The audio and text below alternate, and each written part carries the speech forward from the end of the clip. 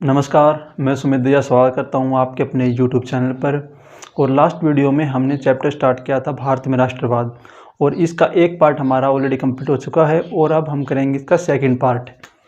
Second part में हम start करेंगे 1920 से। 1919 में जलियांवाला बाग हत्याकांड वो हमने पढ़ा था। अब इसके बाद 1920 जलियांवाला बाग की हत्याकांड की घटना के बाद महात्मा गांधी ने एक आंदोलन की शुरुआत की जिसको कहा जाता है असहयोग आंदोलन। असहयोग आंदोलन।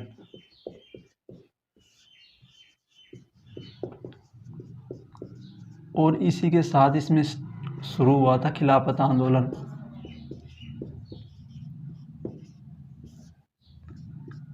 खिलाफत आंदोलन। जब जलियांवाला बाग हत्याकांड की घटना हुई तो उसके बाद महात्मा गांधी ने सभी भारतीयों से आह्वान किया कि वे ब्रिटिश का किसी भी प्रकार से सहयोग ना करें, यानी उनका एक तरह से बहिष्कार करें, और इसी को फिर असहयोग आंदोलन का नाम दिया गया। ये आंदोलन काफ़ी प्रभावी ढंग से चल रहा था, लेकिन 1922 4 फरवरी 1922 चोरी चोरा घटना। चोरी चोरा घटना। चोरी चोरा ये Gorakhpur UP. Gorakhpur UP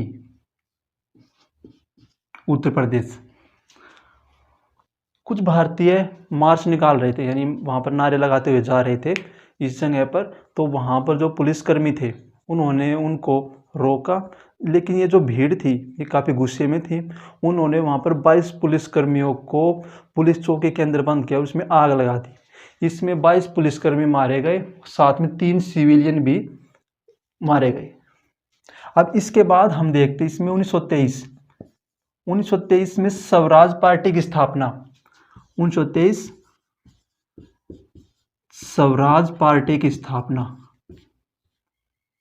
Swaraj party की स्थापना मोतीलाल नेहरू और सी आर दास ने की थी, और इसका भी काफ़ी महत्वपूर्ण योगदान रहा है।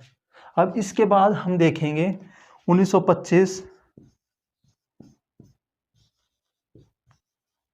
काकोरी रेल घटना। इसमें रेल को जिसमें काफ़ी हथियार थे उसको लूट लिया गया था। इसमें बस यही महत्वपूर्ण है। अब इसके बाद 1927 very important Simon commission.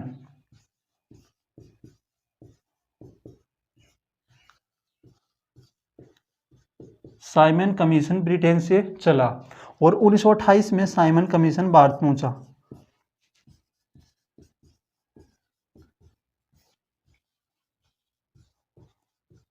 Simon commission Bharat पहुंचा। यहाँ पर इसका गठन हुआ था और यहाँ पर ये भारत में पहुंच गया। अब साइमन कमीशन क्या था? साइमन कमीशन एक 7 सदस्यों की एक कमेटी थी जिसका उद्देश्य था भारत में संविधान का निर्माण करना, लेकिन भारतीयों ने इसका विरोध किया। भारतीयों ने इसका विरोध इसलिए किया क्योंकि इसमें 7 सदस्य थे और उनमें से कोई भी सदस्य भारतीय नहीं था, तो इसलिए भारतीयों ने इनका विरोध किया। विरोध में नारे दिए Simon go back, Simon go back, इस तरह के नारे दिए। और इसी का विरोध करते हुए लाला लाजपत राय की मृत्यु हुई थी। लाला लाजपत राय के सिर पर काफ़ी लाठियां मार दी गई थी, जिसके बाद उनकी मृत्यु हो गई थी। अब इसके बाद हम देखते हैं महत्वपूर्ण घटना 1929 में 1929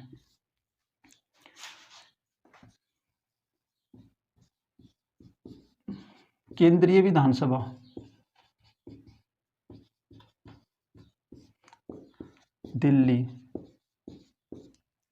यहाँ पर भगत सिंह ने बॉम्ब फेंका था जिसका उद्देश्य किसी को मारना नहीं था, बल्कि उसमें अंग्रेजों का अपनी तरफ या फिर भारतीयों की तरफ ध्यान आकर्षित करना था कि उनकी भी कुछ मांगे हैं, उनके भी हित के लिए कुछ कार्य किए जाए। और इसके बाद फिर वहाँ पर भगत सिंह व उसके साथियों ने खुद को वहाँ पर गिरफ्तार करवा दिया था। इसके बाद इनको सजा दी गई, और साथ में जब ये लाला लाजपत राय की मृत्यु हुई थी तो उसके बाद इनके द्वारा सैंडर्स की हत्या का भी इनके ऊपर आरोप था। उसके बाद 23 मार्च 1931 1931 को भगत सिंह, राजगुरु और सुखदेव, इन तीनों को फांसी दे दी गई और ये तीनों शहीद हो गए। अब इसके बाद हम देखते हैं 1930 में जो घटनाएं महत्वपूर्ण थी। सबसे पहले मैं आपको बताता हूँ 3 गोलमेज सम्मेलन। पहला गोलमेज सम्मेलन 1930, दूसरा 1931, तीसरा 1932। ये गोलमेज सम्मेलन ये हुआ था यहाँ पर फर्स्ट, यहाँ पर हुआ था गोलमेज सम्मेलन सेकंड, और यहाँ पर था गोलमेज सम्मेलन थर्ड। इनमें से डॉक्टर भीमराव अंबेडकर एकमात्र ऐसे व्यक्ति भारतीय थे जिन्होंने तीनों गोलमेज सम्मेलन में भाग लिया था। महात्मा गांधी ने इनमें से दूसरे गोलमेज सम्मेलन में भाग लिया था। इसके बाद देखते हैं दांडी यात्रा। दांडी यात्रा की शुरुआत 12 मार्च 1930 को हुई और महात्मा गांधी के साथ इसमें महात्मा गांधी साथ में कितने 78 सहयोगी थे। इन्होंने अपनी यात्रा का जो प्रारंभ था साबरमती आश्रम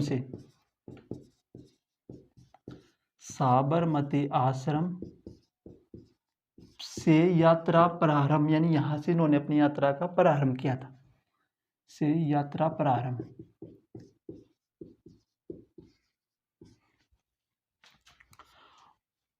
और 240 मील की यात्रा तय की। समय कितना लगा था? समय इनको लगा था 24 दिन का। और 24 दिन के बाद ये कहाँ पहुँच गए? 24 दिन के बाद ये पहुँच गए दांडी, और यहीं पे इन्होंने नमक कानून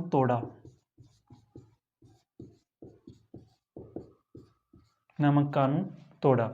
अब इसमें उस समय भारतीयों पर इस तरह का प्रतिबंध था कि अगर वे नमक बनाते हैं तो उनको वहाँ पर सजा दी जाएगी। तो महात्मा गांधी ने ये कहा कि जब देश हमारा है तो हम यहाँ पर नमक बना सकते हैं। तो उन्होंने इस कानून का विरोध किया और इसके तहत उन्होंने समुद्र के पानी से नमक बनाया, जिसके बाद महात्मा गांधी को गिरफ्तार कर लिया गया था। इसके बाद देखते हैं 1929 लाहौर अधिवेशन,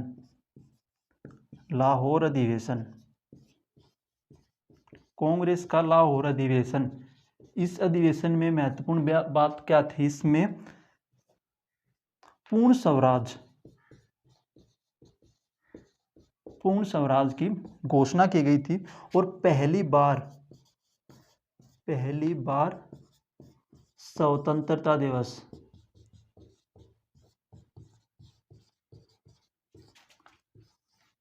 26 जनवरी 1930 को मनाया गया। पहली बार स्वतंत्रता दिवस 26 जनवरी 1930 को मनाया गया था। अब इसके बाद जो महत्वपूर्ण घटनाएं हैं वो देखते हैं हम। अच्छा, इसमें आपको एक चीज़ का ध्यान और भी रखना है। जब साइमन कमीशन भारत आया, भारतीयों ने उनका विरोध किया, तो उसके बाद नेहरू ने अपनी रिपोर्ट सौंपी थी कि हमारा संविधान किस प्रकार का होना चाहिए, जिसमें उन्होंने विभिन्न बातों का वर्णन किया था कि हमारा देश का संविधान कुछ ऐसा होना चाहिए। उसका पूरा प्रारूप तैयार किया था उन्होंने। अब इसके बाद देखते हैं हम 1940 के अगस्त प्रस्ताव।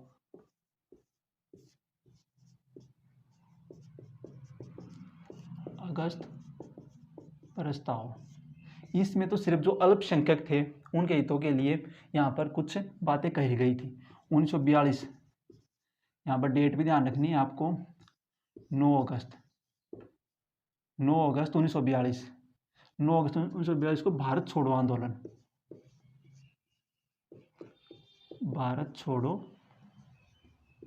आंदोलन शुरू किया गया। किसके द्वारा? महात्मा गांधी।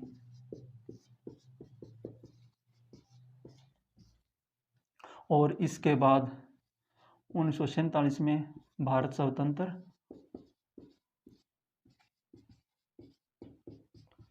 15 अगस्त 1947, ये आपको ध्यान रखना है। इसमें उसमें माउंटबेटन योजना के तहत भारत और पाकिस्तान का विभाजन कर दिया गया था।